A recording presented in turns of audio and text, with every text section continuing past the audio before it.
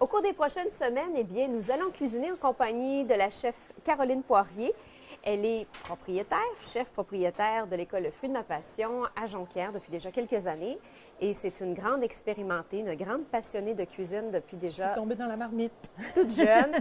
Et tu l'as enseigné. Et maintenant, enseigné. depuis quelques années, bien, ben, Oui. tu offres des cours. À l'automne, ça va faire 8 ans, le fruit de ma passion. Déjà, ça passe vite. Merci.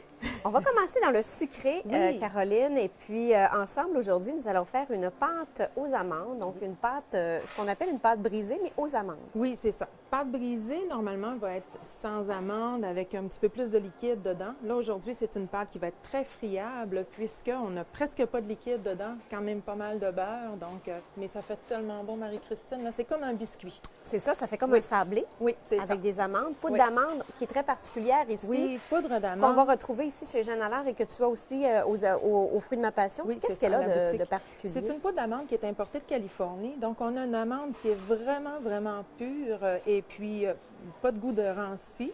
Et des fois, je trouve quand on achète des poudres d'amande, ils goûtent un petit peu le carton. Bizarre, là. Mais là, on a vraiment un goût de cerise un petit peu qui vient en arrière. Et puis, c'est une poudre d'amande qui fait très bien pour faire les macarons. OK. Oui, c'est celle qu'on utilise, nous, pour distribuer nos macarons. Et puis, on va l'utiliser aujourd'hui pour faire une pâte brisée. Et avec la pâte brisée, au cours des prochaines semaines, donc, on va vous montrer à faire la crème pâtissière et ensuite de ça, une belle tarte aux fruits comme on voit souvent dans les grandes surfaces et Oui. tout ça.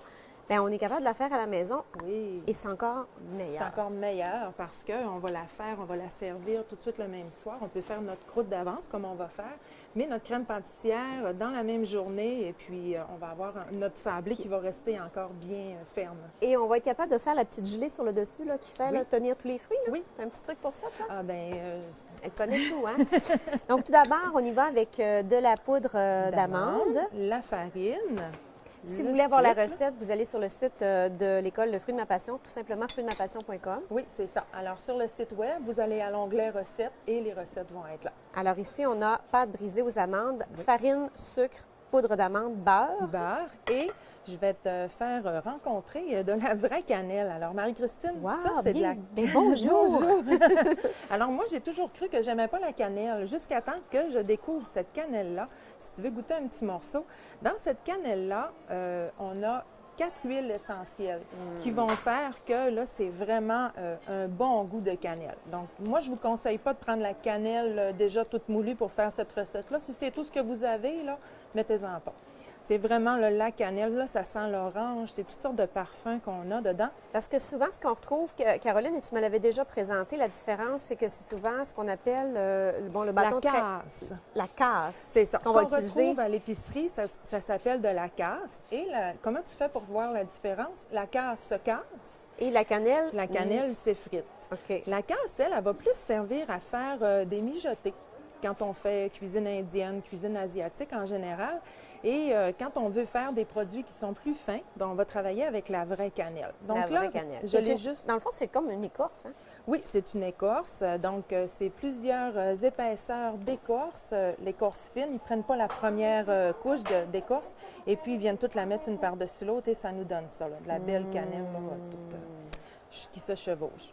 Donc, ici, on a un zeste de citron. Oui, un zeste de citron. Alors, microplane, là, c'est merveilleux, ça, pour faire le zeste de citron, tu as vu? Oui. Et ce qui est important quand on fait un zeste, c'est de passer seulement qu'une seule fois À chaque place. à chaque place. Parce que si on va chercher la partie blanche, on va aller chercher de l'amertume.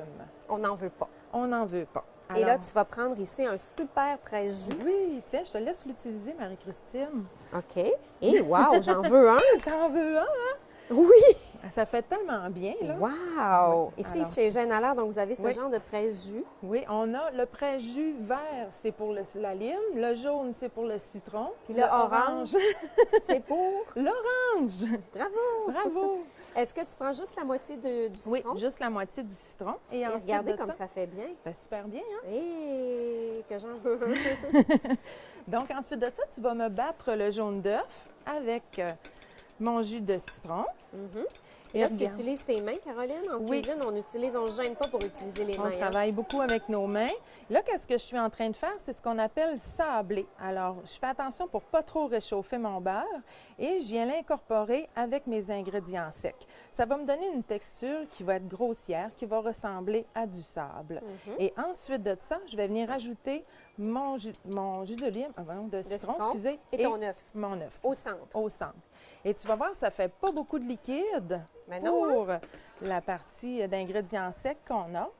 Alors, qu'est-ce qu'on fait? C'est qu'on vient incorporer comme ça ici. Et là, je ne me gêne pas pour en envoyer sur la table, puisque, regarde, Marie-Christine, je vais terminer sur la table. Je mets tous mes ingrédients et je viens, on appelle ça fraiser, mais là, je te dirais que pour le moment, c'est plus ou moins fraisé, c'est plus incorporer là, mes ingrédients. Hein? Alors, qu'est-ce que je fais? J'essaie de faire une boule et quand ma boule est faite, je viens peser dessus sur le reste de mes ingrédients. Caroline, elle est savoureuse. Je suis en train de la manger toute crue. C'est bon. Passe-moi ça. On va aller à la pause et puis après la pause, on va vous présenter des techniques pour comment rouler la pâte. Ça a l'air simple, comme on dit ça. Oui, Mais il y a des techniques à savoir comment bien rouler la pâte, surtout pour celle-là. surtout pour celle-là. Donc, on vous revient en quelques instants.